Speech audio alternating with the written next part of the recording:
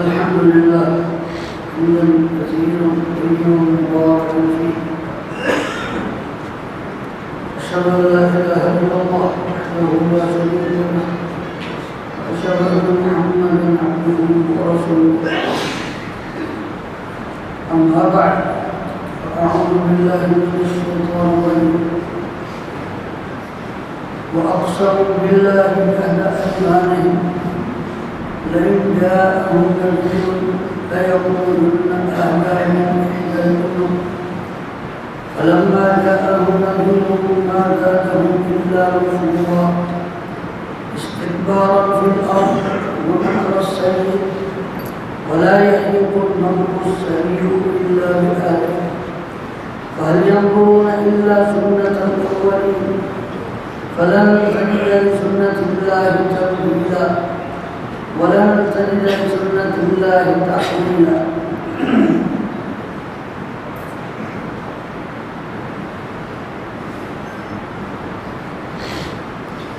وما الله رب العزة والجلال وأقسم بالله جهد أيمانهم. ان لوگوں نے سخت قسمیں اٹھائیں، بڑی زوردار قسم کے حلف اٹھائے. لئن جاءهم نذير ليقولن هذا من إحدى الأمم، کہ اگر ان کے پاس کوئی ڈرانے والا آیا اللہ کا بھیجا ہوا تو وہ ہر ایسی امت سے جو پہلے گزر چکی ہیں یا جس وقت موجود ہیں ان میں سے ہر ایک سے زیادہ ہدایت پر چلنے والے اور ہدایت قبول کرنے والے بنیں گے. لیکن ہوا یہ فلما جاءهم نذير، جب وہ سب سے بڑا ڈرانے والا یعنی حضرت محمد صلی اللہ علیہ وسلم مبعوث ہوئے ما زادهم إلا نفورا، تو یہ نفور ہو گئے یعنی بھٹکنے لگے. استکبارا فی الارض ومکر السیء، اور اپنے آپ کو زمین میں بڑا سمجھنے لگے اور طرح طرح کی تدبیریں اور سازشیں کرنے لگے. ولا یحیق المکر السیء الا بأہلہ، اور یاد رکھو کہ بری تدبیر اور سازش صرف کرنے والے کو ہی گھیرتی ہے. فَهَلْ يَنظُرُونَ إِلَّا سُنَّةَ الْأَوَّلِينَ، تو کیا یہ منتظر ہیں اس بات کے کہ پہلے لوگوں جیسا سلوک ان کے ساتھ ہو. فَلَن تَجِدَ لِسُنَّةِ اللَّهِ تَبْدِيلًا، تو اللہ کا دستور بدلا نہیں کرتا اور نہ ہی اللہ کے قوانین میں کوئی موڑ ہوتا ہے اور نہ وہ پھیرے جاتے ہیں.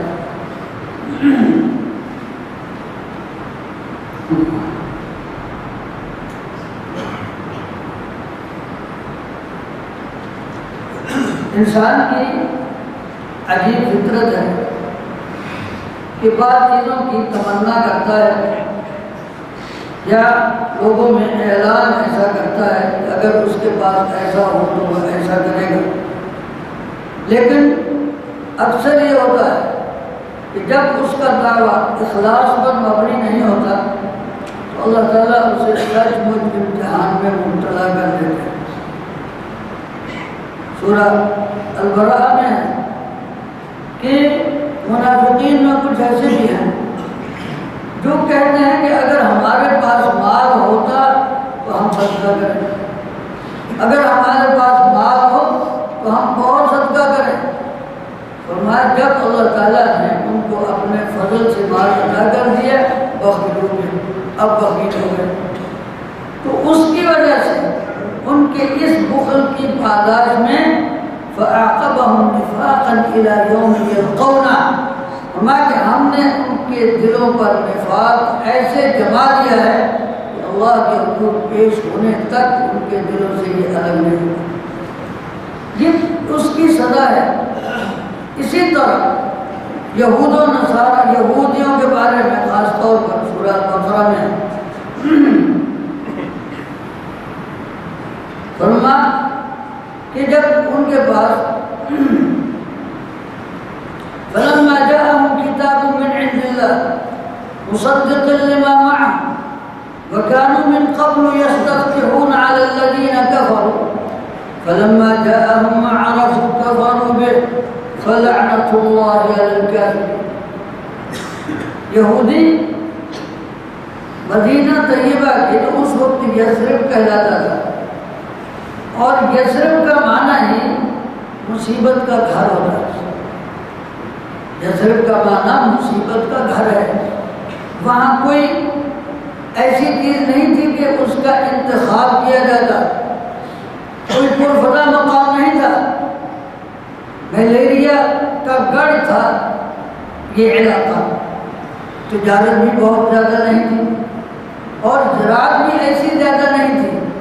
ام المومنین عائشہ صدیقہ رضی اللہ عنہا کہتی ہیں کہ ہم نے کھجور بھی پیٹ بھر کر اس وقت کھائی جب خیبر فتح ہوا. یعنی اس قدر معمولی وہاں ہر چیز تھی. اس کے باوجود یہود جیسی سیانی قوم وہ سارے علاقے چھوڑ کر شام جیسا، فلسطین جیسا زرخیز اور موسمی اعتبار سے ٹھنڈا علاقہ چھوڑ کر یہ یثرب میں کیوں آباد ہوئے؟ صرف اس لیے کہ ان کی کتابوں میں تھا کہ آخری نبی کا جو یعنی دارالہجرت ہے، جس علاقے کی طرف ہجرت کا جانا وہی ہے، اس میں وہ پوری علامات پاتے تھے. اور اسی علاقے میں عرب قبائل بھی آباد ہو گئے. اوس اور خزرج یمن سے، سورہ سبا میں آپ گزشتہ سال ہم پڑھ چکے ہیں کہ وہاں جب سیلاب آیا، بند ٹوٹا، تو وہاں کے کچھ قبائل وہاں سے اٹھے یمن سے اور مدینہ طیبہ آباد ہو گئے. اب یہود کی اور قبائل عرب کی کبھی جنگ ہوتی تو یہودی کہتے کہ بس آخری نبی کے مبعوث ہونے کی دیر ہے، جب وہ ہم میں آیا تو ہم تمہیں سبق سکھا دیں گے، تمہیں عادیوں کی طرح نیست و نابود کر دیں گے. وَكَانُوا يَسْتَفْتِحُونَ عَلَى الَّذِينَ كَفَرُوا مِنْ قَبْلُ، اور دعائیں مانگتے تھے کہ یا اللہ وہ آخری نبی مبعوث فرما اور اس کے ذریعے سے ہمیں فتح کامل عطا فرما. اللہ تعالیٰ فرماتے ہیں فَلَمَّا جَاءَهُم مَّا عَرَفُوا بِهِ، لیکن جب وہ تشریف لے آیا جس کو وہ جانتے پہچانتے ہیں، اور پہچانتے بھی کہتے ہیں، سورہ بقرہ میں ہے نا، يَعْرِفُونَهُ كَمَا يَعْرِفُونَ أَبْنَاءَهُمْ، ایسے پہچانتے ہیں جیسے اپنے بیٹوں کو پہچانتے ہیں. اپنے بیٹوں کو پہچاننے میں کبھی کوئی غلطی نہیں کرتا. 40 برس بعد بھی کوئی ملے نا تو باپ بیٹے کو پہچاننے میں غلطی نہیں کرتا، بلکہ وہ تو دور سے کہیں قمیص آ رہی ہو تو اس کی خوشبو پا لیتا ہے. باپ اور بیٹے کا رشتہ ہی ایسا ہے. تو اللہ تعالیٰ نے فرمایا وہ محمد صلی اللہ علیہ وسلم کو بحیثیت رسول اور نبی اس طرح پہچانتے ہیں جس طرح باپ بیٹے کو پہچاننے میں خطا نہیں کرتا، جانتے ہیں. لیکن اس کے باوجود کفر ہوئے، ایمان کی توفیق نہیں ہوئی. ہم یہ پہلے ذکر کر چکے ہیں نا کہ ایمان ایک مستقل حقیقت ہے، یہ نعمت ہے خاص اللہ تعالیٰ کی. صرف جاننے سے ایمان نہیں آتا، علم ہوتا ہے، اس کے باوجود ایمان کی توفیق نہیں ہوتی. آدمی دیکھ لیتا ہے پھر بھی ماننے پر، ایمان لانے پر آمادہ نہیں ہوتا. ایمان بالکل الگ چیز ہے. تو فرمایا کہ جب ان کے پاس وہ آ گیا جس کو انہوں نے پہچان لیا تو کفروا بہ فلعنۃ اللہ علی الکافرین. اس کا سبب ہاں اسی طرح مشرکین کا بھی یہی عالم تھا کہ وہ بھی کہا کرتے تھے وَأَقْسَمُوا بِاللَّهِ جَهْدَ أَيْمَانِهِمْ لَئِن جَاءَهُمْ نَذِيرٌ لَيَكُونُنَّ أَهْدَىٰ مِنْ إِحْدَى الْأُمَمِ. یہ دوسری قوموں کی طرف رسول آتے ہیں، ان کے پاس کتابیں بھی ہیں. اگر ہمارے پاس بھی اس طرح کوئی ڈرانے والا آئے کوئی ہمارے پاس کتاب ہو تو ہم سب سے بڑھ کر اس کے حامی بنے، لیکن جب حضرت محمد رسول اللہ صلی اللہ علیہ وسلم تشریف لائے تو پھر سب سے زیادہ بڑے مخالف یہ بن گئے۔ اور سورہ الانعام میں فرمایا وَأَقْسَمُوا بِاللَّهِ جَهْدَ أَيْمَانِهِمْ لَئِنْ جَاءَتْهُمْ آيَةٌ لَّيُؤْمِنُنَّ بِهَا، بڑی بڑی قسمیں کھاتے ہیں کہ اگر ان کے پاس کوئی معجزہ آ جائے تو وہ فوراً مان لیں گے۔ لَئِنْ جَاءَتْهُمْ آيَةٌ لَّيُؤْمِنُنَّ بِهَا مَا قَلْ إِنَّمَا الْآيَاتُ عِندَ اللَّهِ۔ حضرت محمد رسول اللہ صلی اللہ علیہ وسلم بھی کبھی سوچتے تھے کہ شاید ان کا کوئی مطالبہ پورا کر دیں، کیونکہ آپ تو نرم دل تھے، آپ کی تو خواہش تھی کہ یہ لوگ ایمان لے آئیں، تو کبھی سوچتے کہ شاید کوئی مطالبہ ان کا پورا کر دیا جائے تو شاید یہ ایمان لے آئیں۔ اللہ تعالیٰ نے فرمایا لَئِنْ جَاءَتْهُمْ آيَةٌ لَّيُؤْمِنُنَّ بِهَا، یہ کہتے ہیں قُلْ إِنَّمَا الْآيَاتُ عِندَ اللَّهِ، کہہ دو کہ معجزات اور نشان یہ اللہ کے پاس ہے۔ اللہ تعالیٰ نے فرمایا وَمَا يُشْعِرُكُمْ أَنَّهَا إِذَا جَاءَتْ لَا يُؤْمِنُونَ، تمہیں کیا پتا کہ جب بڑے سے بڑے معجزات اور نشان بھی ان کے پاس آئے پھر بھی ایمان نہیں لائیں گے، ان کے تو مطالبے بڑھتے ہی چلے جائیں گے۔ جس نے ماننا ہو تسلیم کرنا ہو، ہر نبی کا معجزہ سب سے بڑا معجزہ خود نبی کی ذات ہوتی ہے، اس لیے کہ سیرت سے بڑھ کر معجزہ کیا ہے کہ ان کی سیرت نمونہ ہوتی ہے، اور وہ امانت کا، دیانت کا اور انسانی ویلیوز جتنی ہیں اقدار، ان سب میں وہ اعلیٰ ترین مقام پر فائز ہوتے ہیں۔ ان کی سیرت سب سے بڑا معجزہ ہوتا ہے۔ حضرت محمد رسول اللہ صلی اللہ علیہ وسلم نے بھی اپنی زندگی کو ثبوت کے طور پر پیش کیا، لَقَدْ لَبِثْتُ فِيكُمْ عُمُرًا مِّن قَبْلِ، اس سے پہلے میں تمہارے درمیان ایک عمر گزار چکا ہوں، 40 برس تمہارے درمیان رہا، تو کیا اتنے میں پتہ نہیں چلا؟ وہی جس کو تم صادق اور امین کہتے رہے، اب تم کہتے ہو کہ یہ معاذ اللہ جھوٹ بولتا ہے۔ تو فرمایا کہ یہ لوگ وَمَا يُشْعِرُكُمْ أَنَّهَا إِذَا جَاءَتْ لَا يُؤْمِنُونَ وَنُقَلِّبُ أَفْئِدَتَهُمْ وَأَبْصَارَهُم كَمَا لَمْ يُؤْمِنُوا بِهِ أَوَّلَ مَرَّةٍ وَنَذَرُهُمْ فِي طُغْيَانِهِمْ يَعْمَهُونَ۔ یہ قانون بتایا قرآن کہ ایمان کی توفیق کیسے ہوتی ہے۔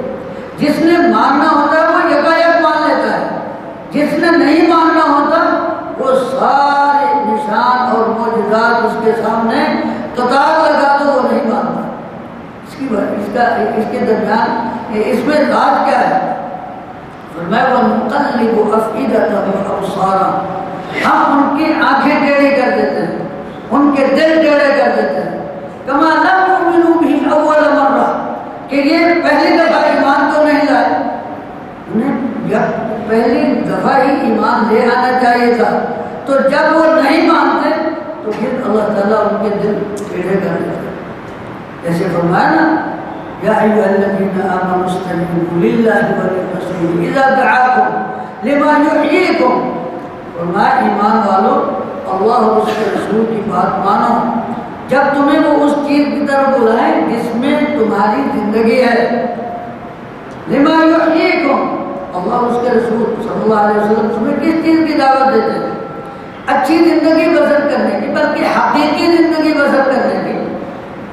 اور فرمایا وَاعْلَمُوا أَنَّ اللَّهَ يَحُولُ بَيْنَ الْمَرْءِ وَقَلْبِهِ، یہ بھی دیکھ لینا کہ اللہ کبھی انسان اور اس کے دل کے درمیان حائل ہو جاتا ہے۔ آج وہ تمہیں کہتا ہے ایمان لاؤ، اگر ایمان نہیں لائے کہیں ایسا نہ ہو پھر تمہارا جی چاہے کہ تم ایمان لے آؤ اور وہ کہے کہ میں تمہیں نہیں لانے دیتا۔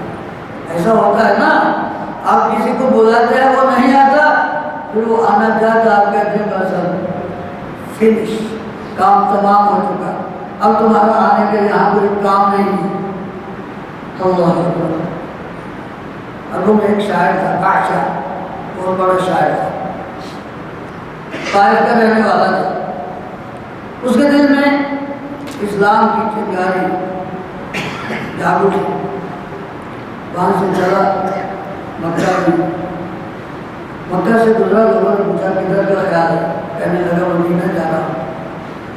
اسلام لانے کے لیے کہ میں مسلمان ہونے جا رہا ہوں، تو انہوں نے کہا تمہیں پتہ بھی ہے کہ محمد صلی اللہ علیہ وسلم تو شراب کو حرام کہتا ہے اور تمہارا شراب کے بغیر گزارا نہیں۔ اچھا چلو پھر 1 سال جی بھر کے پی لیتا ہوں، اگلے سال ایمان لے آؤں گا۔ وہاں سے طائف واپس چلا گیا اور کفر کی حالت میں مر گیا۔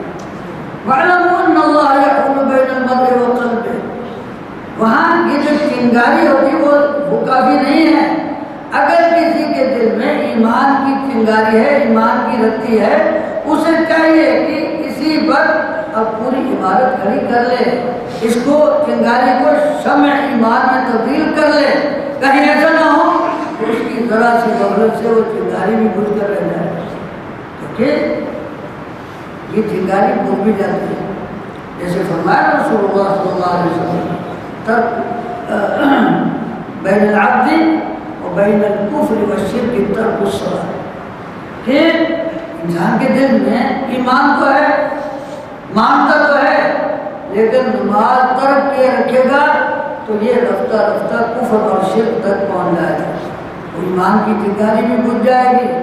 ہرقل کے ساتھ بھی ایسے ہی ہوا نا، ہرقل کے ساتھ بھی ایسے ہی ہوا جب اس نے ابو سفیان سے سوالات کیے اور وہ سارے کے سوال یا جوابات ایسے تھے کہ اسے یعنی یقین ہو گیا اور اس نے صحیح بخاری میں ہے، ابو ہرقل نے کہا تھا ابو سفیان سے کہ اگر جو کچھ تم بتا رہے ہو سچ ہے، لَيَمْلِكَنَّ مَوْضِعَ قَدَمَيَّ هَاتَيْنِ، ایک دن آئے گا جب اس کی حکومت ہوگی اس جگہ پر جہاں میں اس وقت کھڑا ہوں، اور اگر میں آپ کے پاس ہوتا تو میں آپ کے پاؤں دھو کر پیتا۔